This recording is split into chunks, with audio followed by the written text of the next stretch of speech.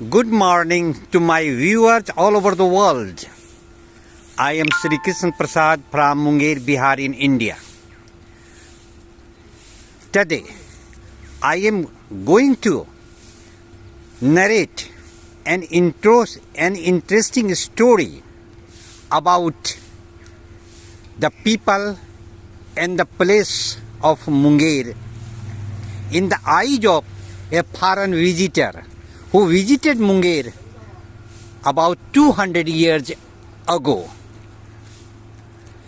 दोस्तों, मैं इंडिया के बिहार के मुंगेर जिला मुख्यालय से मैं श्री कृष्ण प्रसाद हूँ। मैं मुंगेर जिला मुख्यालय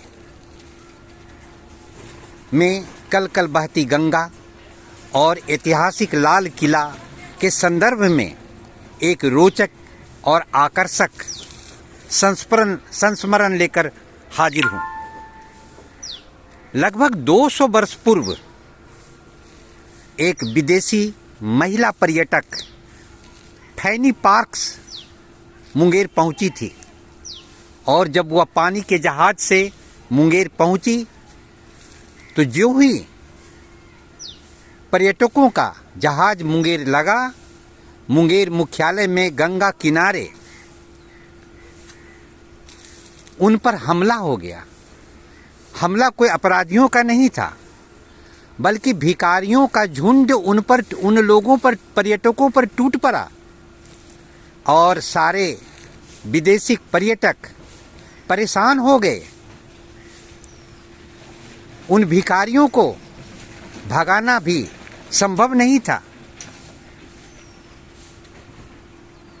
परंतु फैनी पार्क्स, जो कि विदेशी महिला पर्यटक थी, उसने अपने संस्मरण में यह लिखा है कि मुंगेर मुख्यालय में गंगा नदी का दृश्य और गंगा नदी से सटे मुंगेर के लाल किले का दृश्य काफ़ी ही मनमोहक था।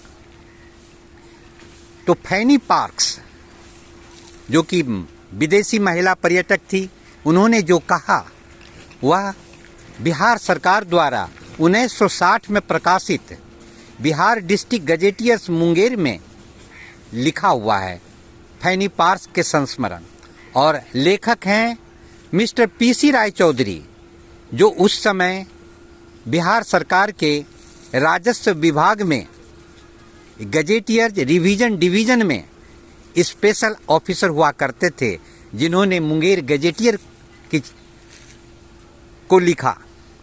तो मैं मिस्टर पीसी राय चौधरी द्वारा जो पुस्तक लिखी गई और जिस तरह विदेशी महिला पर्यटकों के यात्रा संस्मरण की चर्चा की गई, मैं हूबहू अंग्रेजी भाषा में फैनी पार्क के संस्मरण को प्रस्तुत कर रहा हूँ। Mister P C Rai Chaudhary, the special officer of the Gazetteers Revision Division, Revenue Department, the Government of Bihar, wrote in the Munger Gazetteer that a woman foreign visitor, Fani Parks, visited Munger district headquarters in 1838 and again in 1844. She, Fani Parks, mentioned in her journey incident that the moment we anchored at the Munger Ganga Ghat,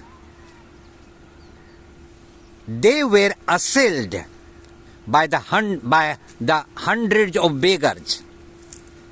Their clamor, their cries were most annoying. Driving them away was useless. She also mentioned that the people of the Munger headquarters were selling pistols, necklaces, baskets, shoes, ties, etc. And all these activities created a hubbub and it was also disgusting. But the foreign woman visitor, tourist Fanny Parks mentioned in great admiration of the view of the Ganga river at Munger. She also hailed the beauty of the Munger Red Fort and said the Munger Fort is a good object.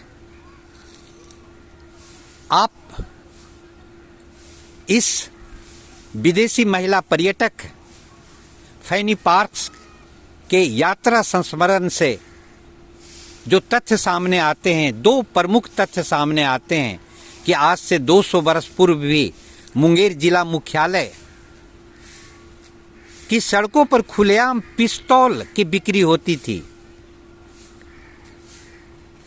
आज भी देश की आज़ादी के दशकों बाद भी आज भी मुंगेर जिला मुख्यालय और ग्रामीण क्षेत्रों में कुछ घरों में अवैध ढंग से पिस्तौल का निर्माण होता है और पुलिस मिनी गन फैक्ट्री पकड़ती है और अवैध ढंग से जो पिस्तौल बनाते हैं उन्हें जेल भेजा जाता है आर्म्स एक्ट के वायलेशन में।